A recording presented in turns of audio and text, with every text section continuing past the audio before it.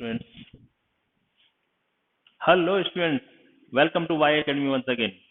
हम पढ़ रहे थे इलेक्ट्रिसिटी और आज हम लगभग इलेक्ट्रिसिटी के एंड तक तो पहुंच ही गए हैं। हालांकि हमें बहुत से क्वेश्चंस वगैरह करने की प्रैक्टिस अभी करनी पड़ेगी, लेकिन कुछ इंपॉर्टेंट चीजें जो आपके कोर्स से रिलेटेड मुझे लगता है आवश्यक है बताना, वो मैं थोड़ा सा आपको बताता हूँ। और उसमें सबसे इम्पोर्टेंट जो बात पढ़नी है वो है applications of heating effect of electric current, heating effect of electric current।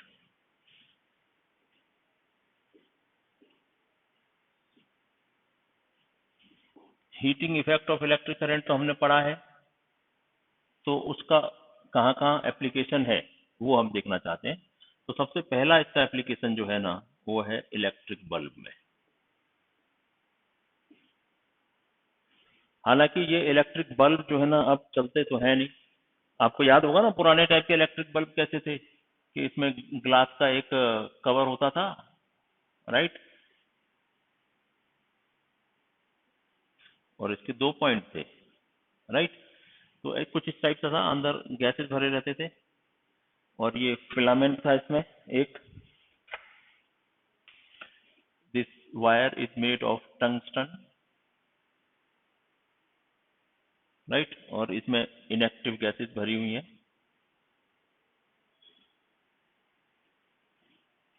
Right. तो कुछ इस टाइप का ये था।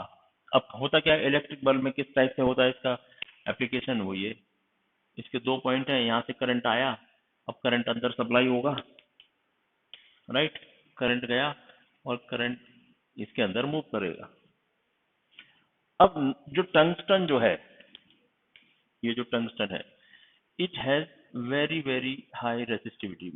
It has high resistivity, you can से हाई रेसिस्टिविटी। अब आपको पता है कि जब मैंने आपको बताया था कि जब किसी वायर में रेसिस्टेंस होगा और इसमें करंट फ्लो होगा, तो ये जो रेसिस्टेंस है ना, इस करंट का विरोध करेगा। It will oppose the flow of current, और इस अपोज के कारण ये करंट फ्लो होना चाहता है, ये इसको फ्लो होने नहीं देना चाहता। ये जो फाइट है इन दोनों के बीच में, इसकी वजह से ना ये हीट होने लगता है। हीटिंग, जो रेसिस्टेंस है ना वो हीट हो जाता है। यही सेम प्रिंसिपल यहाँ चलता है कि जब हम टंगस्टन को जब यूज कर रहे हैं तो that is high resistivity. Tungsten एक ऐसा मटेरियल है जिसकी रेसिस्टिविटी काफी हाई होती है, और हाई रेसिस्टिविटी होने की वजह से high resistivity and even high melting point, high melting point. अब मेल्टिंग पॉइंट हाई होने से क्या हो गया कि जब इसमें हीट बढ़ती है तो टेम्परेचर बढ़ जाता है। टेम्परेचर बहुत बढ़ते बढ़ते, अगर इसका लो मेल्टिंग पॉइंट होता या नॉर्मल मेल्टिंग पॉइंट होता तो टंगस्टन मेल्ट हो जाता, तो ये ब्रेक हो जाता है यहाँ से सर्किट, तब कुछ नहीं मिलने वाला। तो हाई मेल्टिंग पॉइंट और हाई रेसिस्टिविटी होने की वजह से ये धीरे धीरे ना अप्रोक्सीमेटली 2500 डिग्री सेल्सियस तक हीट हो जाता है। यहाँ तक चला जाता है इसका टेम्परेचर, और जब यहाँ तक पहुंच जाता है, जैसे ही इसके ऊपर और बढ़ने लगता है up to 3000, you can say up to 3000 degree Celsius तक, इसके बीच में जब टेम्परेचर होता है, समझो ना, तो ये जो है ना ये व्हाइट लाइट एमिट करने लगता है। White light emit, red hot होता है ना, इसी तरीके से व्हाइट हॉट होता है। White hot, white hot, red hot में रेड लाइट आएगी बाहर, व्हाइट हॉट में व्हाइट लाइट बाहर आएगी। तो व्हाइट भी होता है, कहीं जगह रेड भी होता है। तो इस तरीके से इसमें से हमें इलेक्ट्रिसिटी, लाइट मिलना शुरू हो जाती है। तो क्या हुआ देखो, electricity converting into heat and then it is finally converting into light. तो हमें इलेक्ट्रिसिटी से इस तरीके से लाइट मिलती है। लेकिन अब है क्या इसमें, इलेक्ट्रिक बल्ब का यूज बंद क्यों कर दिया गया? बिकॉज इसमें more heat and less light produce होती थी। More heat and less light. और हम यूज कोई बल्ब के ऊपर कोई खाना तो पकाते नहीं, कुछ जो हीट का कोई यूज नहीं है, सिर्फ लाइट का यूज कर रहे हैं जो कि लेस आ रही है, इसलिए इसमें खर्चा ज्यादा है, यूजफुलनेस कम है, इसका यूज कम है।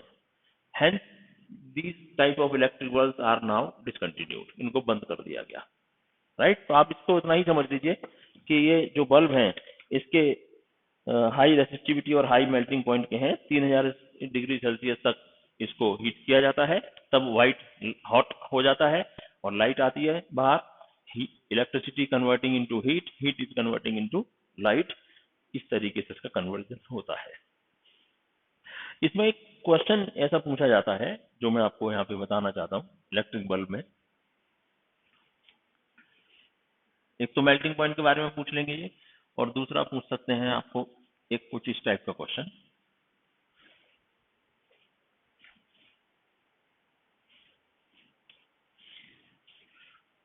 क्वेश्चन क्या है देखो, two identical bulb, identical bulb होने से सेम रेसिस्टेंस हो गया, ये बाद में लिखेंगे, चलो टू आइडेंटिकल बल्ब,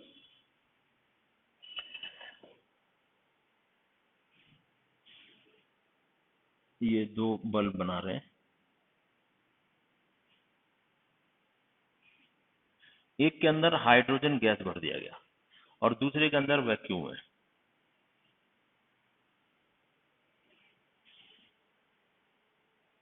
और दोनों को सीरीज में कनेक्ट कर दिया गया।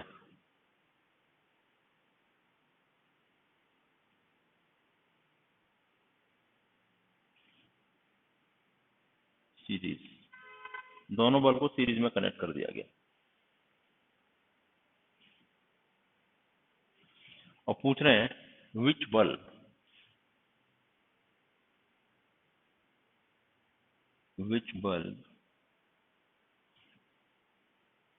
will be brighter,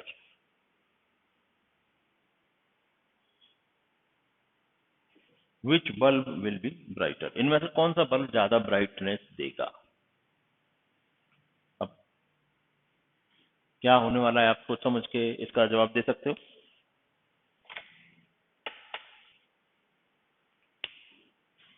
देखिए आंसर क्या है इसका, bulb with vacuum will give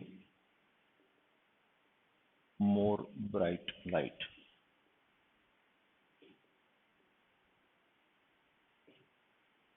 क्यों ऐसा होगा वो समझ लीजिए कि जब इसमें हीटिंग बढ़ेगी तो जो जिसमें गैस भरी हुई है तो वो गैस क्या करेगी, जो हीट प्रोड्यूस होगी उसको ज्यादा जल्दी से,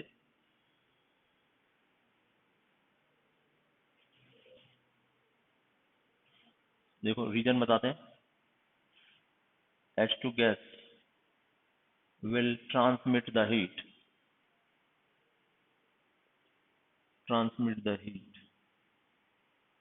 quickly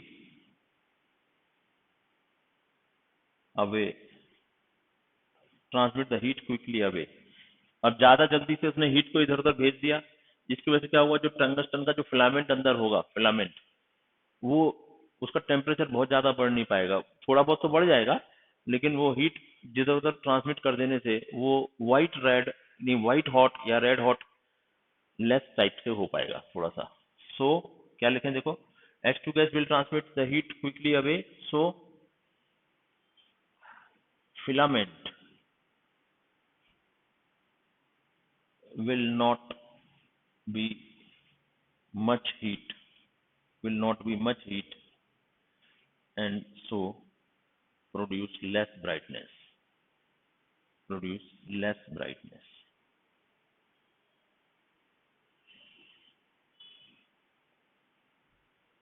अब वैक्यूम वाला बल्ब क्या करेगा आपको पता ही है, ये वाला बल्ब, वैक्यूम वाला बल्ब क्या करेगा, इसमें भी हीट प्रोड्यूस होगी, लेकिन जो हीट बाहर रेडिएट होगी, less heat will come out.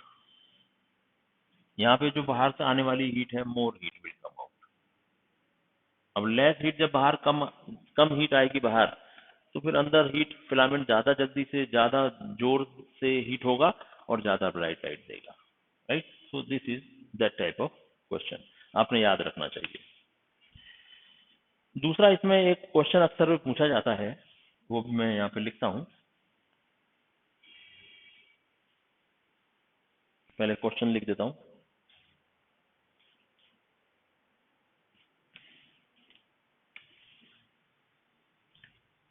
We supply electricity into the bulb, into का है या to the bulb, to the bulb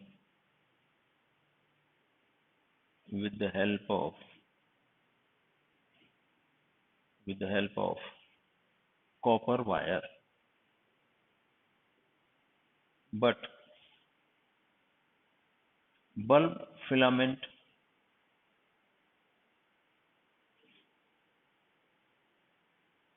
gets heated and copper wire does not. Why? Copper wire के through हम जबकि current transfer कर रहे हैं, current दे रहे हैं बल्ब को, लेकिन बल्ब के फिलामेंट तो हीट हो जाता है, लेकिन कॉपर वायर क्यों हीट नहीं होता? तो उसका रीजन तो आप जानते हो मेरे ख्याल से। जरूर मैं ये क्वेश्चन को दिखा रहा हूँ, आपको बता रहा हूँ आपको, लेकिन आपने इसका आंसर तो जानना ही चाहिए, आपको आता भी होगा। और यस, मुझे लगता है आपने मन में सोचा भी होगा, वही इसका आंसर है। क्या? फिलामेंट जो है ना, उसकी रेसिस्टिविटी हाई होती है। Bulb filament is of tungsten and resistivity of tungsten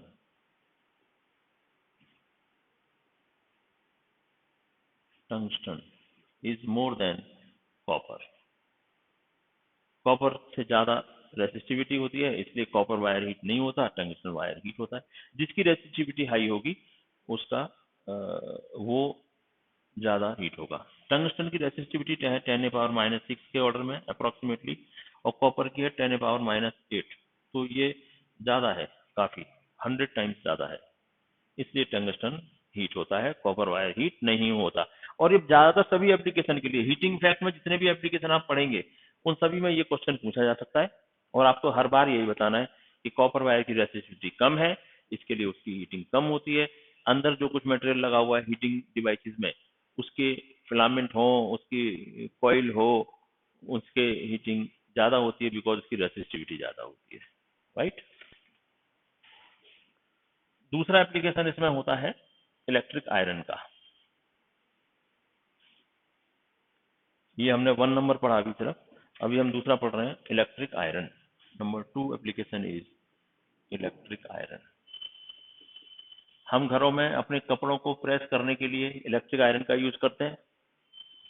तो उसमें क्या होता है, वी यूज ये नाइक्रोम, नाइक्रोम एक एलॉय होता है, ये nichrome coil inside the iron, inside the electric iron। और नाइक्रोम की क्या खासियत होती है स्टूडेंट, कि ये एक एलॉय है। नाइक्रोम क्या है? It's an alloy. और आपको दिख रहे होंगे इसके अंदर 3 metals, nickel, iron and chromium. Nickel, iron and chromium. और आपको पता है एलॉयज जितने भी होते हैं ना, उनकी रेसिस्टिविटी बहुत हाई होती है, रेसिस्टिविटी इज वेरी हाई,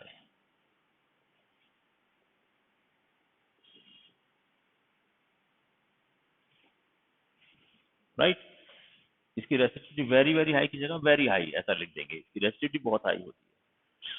तो इसको हम इलेक्ट्रिक आयरन में यूज कर पाते हैं, क्योंकि इसकी रेसिस्टिविटी हाई होने की वजह से ये बहुत हीट हो जाता है। जैसे इसमें करंट पास होता है, ये बहुत सारा हीट हो जाता है। और कुछ इस टाइप से आयरन रहता है, आपने देखा भी होगा। और यहाँ पे 2 पॉइंट होते हैं, और ये कॉइल इस तरीके से लगी रहती है, राइट। और यहाँ से हम करंट सप्लाई देते हैं, यहाँ से करंट जाता है। अब इस आयरन के नीचे जो ये थिक प्लेट ऑफ आयरन लिखा है ना, थिक प्लेट ऑफ आयरन, जिसकी वजह से वेट आता है उसको आयरन में, और हम जोर से प्रेस करते हैं तो वो नीचे का जो फ्लैट सरफेस है, थिक प्लेट जो है, वो हीट हो जाती है। और अब कई बार ऐसा पूछ सकते हैं कि हम इस आयरन के नीचे के सरफेस को टच भी कर लें सपोज, तो भी हमको कोई शॉक, इलेक्ट्रिक शॉक नहीं बैठता, उसका कारण क्या है?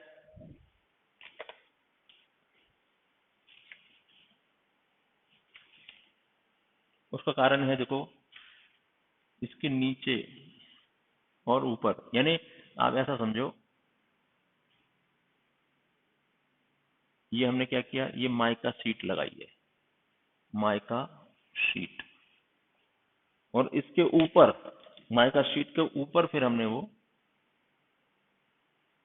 फिर ये जो कॉइल है वो लगाया है। माइका शीट नीचे है और इसके ऊपर है ये coil, coil over sheet, sheet के ऊपर फिर कॉइल है। तो जब कॉइल हीट होती है तो माइका शीट को, माइका शीट क्या होती है? Mica sheet, it is it is good conductor of heat, good conductor of heat, heat को वो जल्दी से कंडक्ट कर देती है, नीचे के सरफेस पर भेज देती है, नीचे का सरफेस हॉट हो जाता है और हम इलेक्ट्रिक आयरन को यूज कर पाते हैं। अच्छा, कोई पूछेगा भाई नाइक्रोम को क्यों यूज करते? बिकॉज इसकी रेसिस्टिविटी हाई है, और दूसरी बात क्या है, इसका मेल्टिंग पॉइंट भी हाई है, melting point is also high.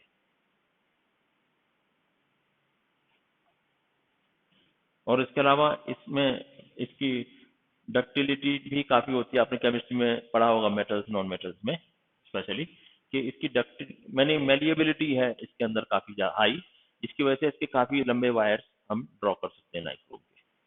तो इन सब की वजह से हम नाइक्रोम का यूज इलेक्ट्रिक आयरन में करते हैं। तो माइका शीट क्यों बिठाते हैं वो भी आपने समझ लिया। और अब एक फाइनल जो हमको हीटिंग इफेक्ट में पढ़ना चाहिए, that is electric fuse.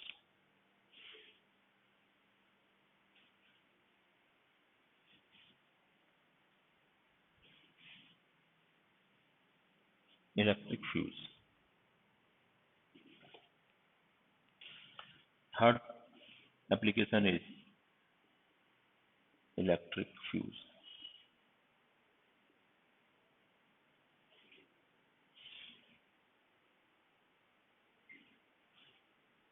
Electric fuse क्या होता है? ये सभी घरों में यूज किया जाता है। ये basically it is use for security of our different electrical devices. घरों में जितने भी हम इलेक्ट्रिकल डिवाइसेस यूज करते हैं उनकी सिक्योरिटी के लिए होता है। किससे सिक्योरिटी करना है? From A high current, high high current, from high current. ज्यादा करंट फ्लो होने से होने वाले हीटिंग इफेक्ट से बचाने के लिए इलेक्ट्रिकल डिवाइसेस को हम इलेक्ट्रिक फ्यूज का यूज करते हैं। इसका यूज किस तरीके का है? इट इज यूज्ड या इट इज कनेक्टेड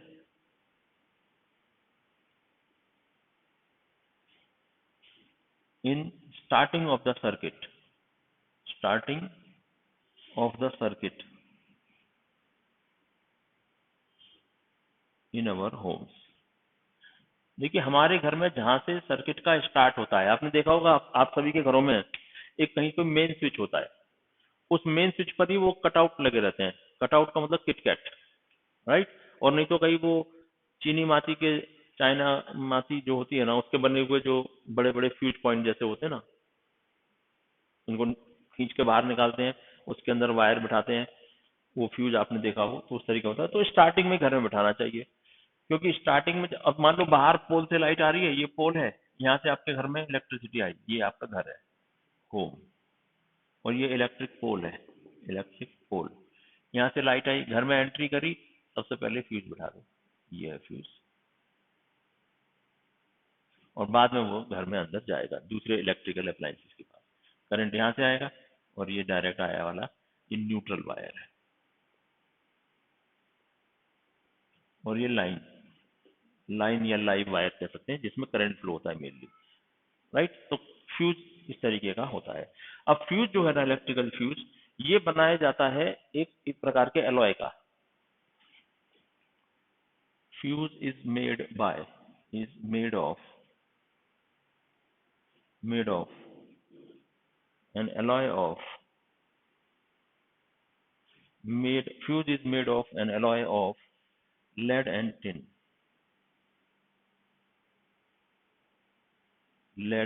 इसमें से भी लेड का जो परसेंटेज है वो 75% होता है। 75% लेड और 25% टिन, ऐसा बनाया जाता है। और इसको बनाने की वजह क्या है, एक बात हो गई, इसको बनाने की वजह क्या है इस तरीके का, it has low melting point. इसका मेल्टिंग पॉइंट कम होता है। क्यों कम होता है?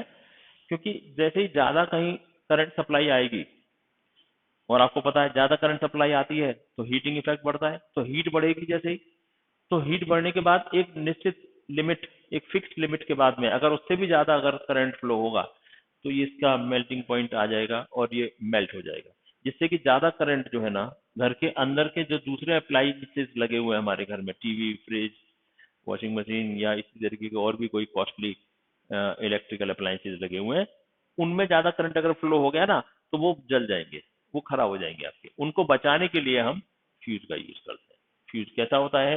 It is made of alloy of lead and tin, 75% lead, 25% tin. इसकी वजह से इसका मेल्टिंग पॉइंट कम होता है, और एक लिमिट के बाद जैसे करंट फ्लो होता है तो ये फ्यूज मेल्ट हो जाता है, ये वायर मेल्ट हो जाता है और सर्किट ब्रेक हो जाता है। सर्किट ब्रेक हो जाने की वजह से ज्यादा करंट हमारे घर के दूसरे एप्लीकेशन में फ्लो नहीं हो पाता, राइट। तो आप इसको ऐसा भी लिख सकते हैं, fuse gets melt due to the high current.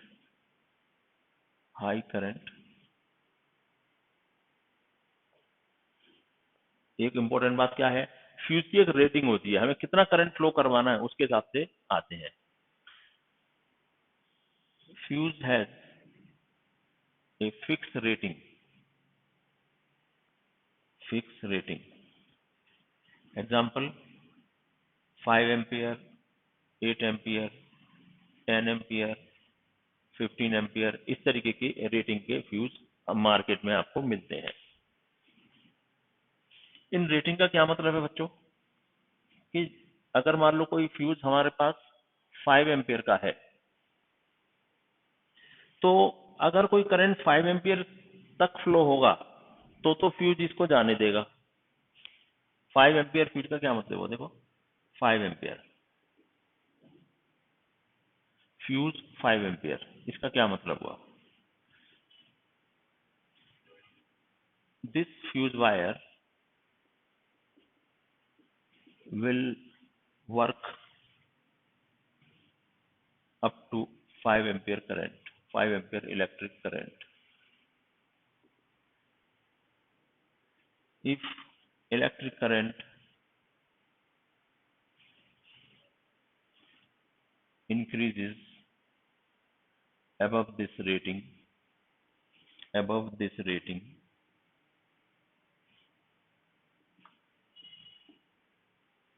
it melts and circuit is broken. To protect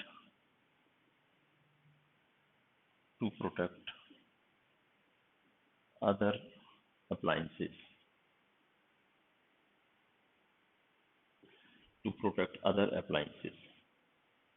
right. तो 5 एम्पियर फ्यूज का मतलब ऐसी जगह पर जहां पे 5 एम्पियर से ज्यादा करंट नहीं चाहिए, इसके ज्यादा होने से हमारे घर के दूसरे अप्लायंसेस पर असर पड़ सकता है, हम 5 एम्पियर का फ्यूज लगा देंगे मस्त। जैसे ही करंट ज्यादा फ्लो होगा फ्यूज मेल्ट हो जाएगा, हमारे घर के एप्लीकेशन बच जाएंगे, अप्लायंसेस बच जाएंगे। तो घरों में हम जो यूज करते हैं, we use 5 ampere and 15 ampere fuses at our home. 5 ampere for normal light and fan, or 15 ampere for power devices like AC, geyser, heater etc. ऐसे जो ज्यादा पावर फ्लो, जिसमें ज्यादा पावर की जरूरत पड़ती है, ज्यादा करंट चाहिए होगा, तो ऐसे केस में 15। तो इसके दो सेपरेट घरों में इलेक्ट्रिक लाइन्स आती हैं, या हम किसी इलेक्ट्रिशियन को बुला के दो लाइन बनवाते हैं, मैंने दो सर्किट बनाते हैं। एक सर्किट में 5 एम्पियर फ्यूज लगाते हैं जो नॉर्मल लाइट फैन वगैरह को ऑपरेट करवाता है, और दूसरा 15 एम्पियर का फ्यूज लगाते हैं जिसमें हाई पावर के एप्लीकेशंस लगे होते हैं, एसी, गीजर, हीटर वगैरह, राइट। तो ये दोनों यूज हमारे घरों में होते हैं। तो this is all about heating effect of electric current, और आपने यूज भी पढ़ लिया। कुछ ऐसी भी चीजें मिल जाएंगी आपको जो मैंने यहाँ पे नहीं बताई होंगी, तो भी आप सबका मतलब एक ही समझो कि अगर कोई चीज हम लगा रहे हैं तो उसकी अगर रेसिस्टिविटी हाई है तो उसमें हीटिंग इफेक्ट होने वाला है। उसमें कोई ना कोई एलॉय का यूज किया जाएगा, सिंपल मेटल तो काम नहीं करेगा, एलॉय का यूज किया जाएगा क्योंकि उसकी रेसिस्टिविटी ज्यादा होती है। रेसिस्टिविटी ज्यादा इसलिए रखनी पड़ती है हमको, ऐसा मटेरियल इसलिए लगाना पड़ता है, रेसिस्टिविटी ज्यादा होगी तो हीट क्रिएट होगी, और वही तो हमारा पर्पज है। किसी चीज को हम हीट प्रोड्यूस करने के लिए ला रहे हैं, तो सिंपल मेटल लगा के तो कोई फायदा होने वाला नहीं है। तो आप उसका मतलब समझ सकते हैं automatically, right. That's all for the day. आज के लिए इतना ही काफी है, और मैं आपको असाइनमेंट भेजने वाला हूँ, और जिसमें कि जो भी क्वेश्चन है आप अपने घर में करिए। आने वाले टाइम में आपका एग्जाम जो होगा इसमें इलेक्ट्रिसिटी को वो दीजिए, फिर हम next topic magnetic effect of electric current शुरू करेंगे उसमें, right. Thank you very much for today.